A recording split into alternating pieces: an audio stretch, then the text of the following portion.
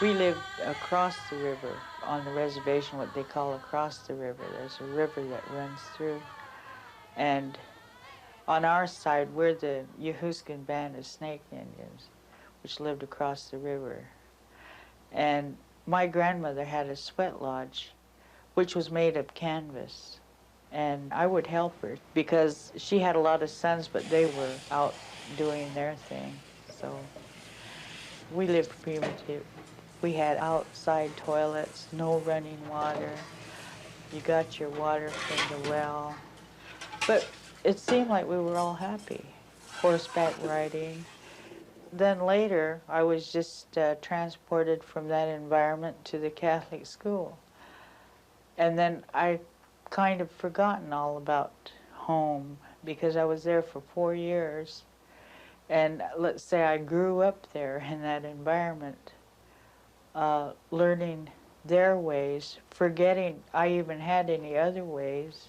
When I went into DTs, the Catholic religion was the only thing that I had to fall back on to help me. I was in a room by myself with the water dripping from the shower, and day and night, until that just threw me up the wall there. I was climbing the walls. I wanted to get out of there. When I was a kid of 13, I committed a crime which I don't recall at all. I don't remember. I had electric shock treatments when I was 13 years old. They blanked part of my memory out. I was sentenced to 3.5 years in Alderson, West Virginia. And I wound up doing another 3 years in Washington, D.C. So, I mean, I think that I was mistreated. But at the time, there wasn't anything I could do.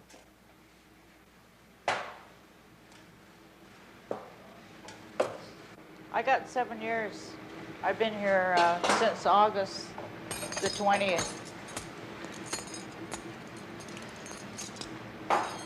I got this job because I didn't have anything to do at first when I came here. Assault 2 means that you were at the wrong place at their right time. Victim of circumstances.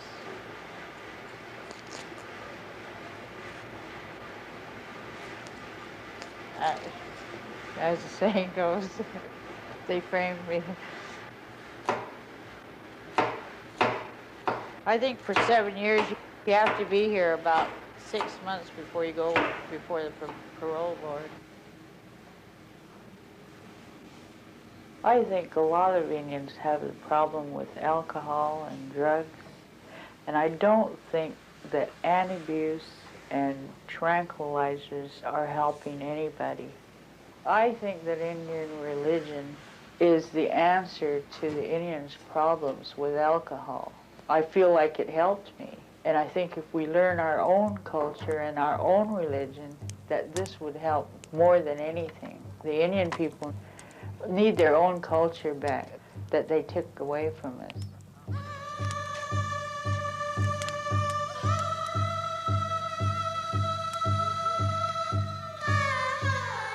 I was born and raised down in Pyramid Lake till about 5, and then we moved to Reno. Then from Reno, I started going to school in Stewart, Indian school, and I went there for 10 years. Then after I got out of there when I was in about the 10th grade, that's when I started drinking, started running around, and after I got into the booze, I ended up coming here. Then after I've been here about 4 years ago, I got involved into the sweat. And what sweat has did for me was learned a lot by controlling myself, my attitude, my mind, how it works. I can see what I didn't see when I was younger. It's gotten me away from the booze to where I can say, no, I don't want it no more. Which I don't. It's gotten me closer to my family, my wife, everything. Got me thinking different, gave me a more wider view on life, to where I can understand it, and I'm still understanding a lot.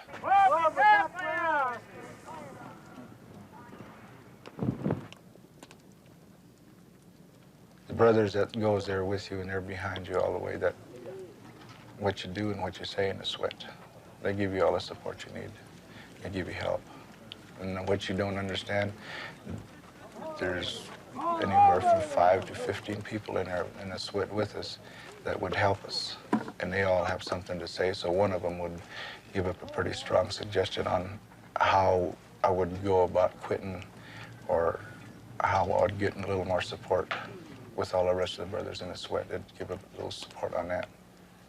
And you'd get a better understanding towards yourself and towards the other people.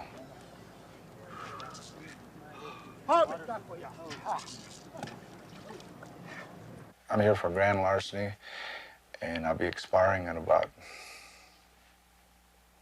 I don't know, about a year, I guess, something like that. And when I get out of here, I'll be continuing going on to the sweats.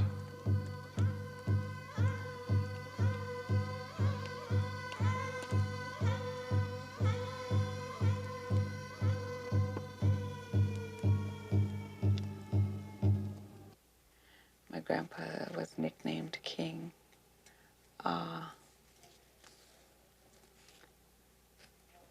And he was a king, a chief, this sort of thing.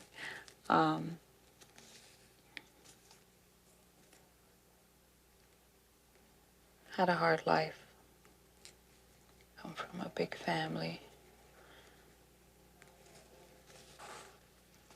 Nowadays, there isn't any way near Indian the way we are living today.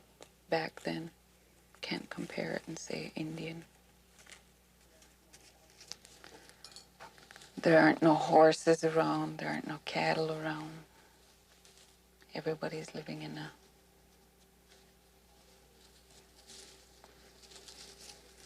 one of these fabricated, assembled houses. Nothing. My life was pretty good. We had a lot of hard times, but we all faced them together. My grandma used to always talk Indian to all of us. And my grandpa, my Lala. I picked up on a lot of this when praying traditionally. I started drinking when I was very young. I had gone away to school, and it was a long way from home, and I seen a lot of my roommates, dorm mates, all doing it, and no one twisted my arm. I wanted to, and my first drink was wine, and I was told it was vodka, and it was a homecoming night. I landed in the hospital. I landed in jail. And that was like when I think I was about 16 years old.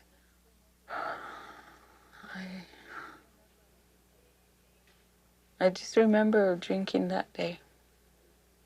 I just remember drinking. And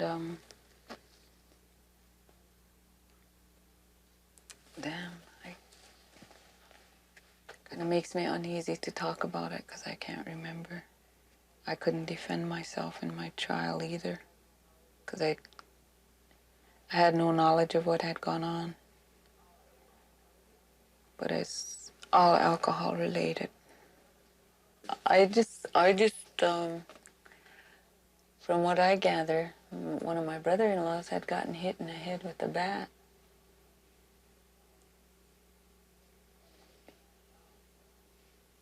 And myself, if I was sober, I don't think I would have did anything while I was drunk. I guess I just had to get into battle too. Because he is a brother-in-law I favor.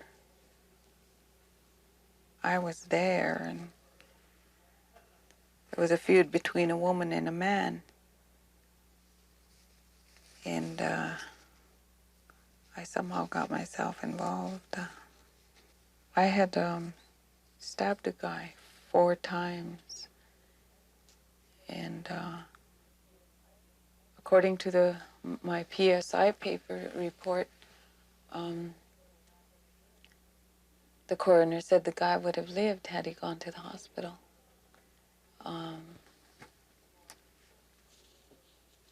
He more or less drowned in his own blood, I guess. It was real hard for me to talk about this. I can't get over what I did. No matter where I've gone, I've always gotten along great with people. Something that really bothered me about about my crime was when I was being questioned, they asked me if I would, out of a picture of 3 men, would I recognize the man? When they showed me this picture, I couldn't show them who the guy was that I was supposed to have murdered. I couldn't pick him out. I didn't know who he was. My sentence was for 5 years of voluntary manslaughter from 2nd-degree murder. I couldn't believe murder behind my name, a number, shackled, tight handcuffs, shoved around.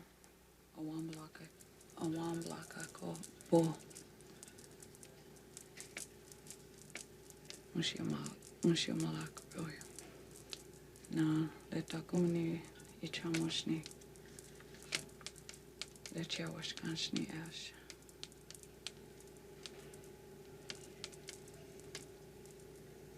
Omakia.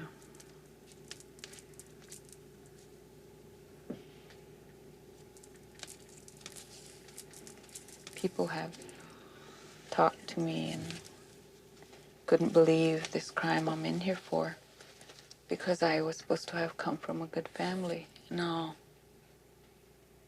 this.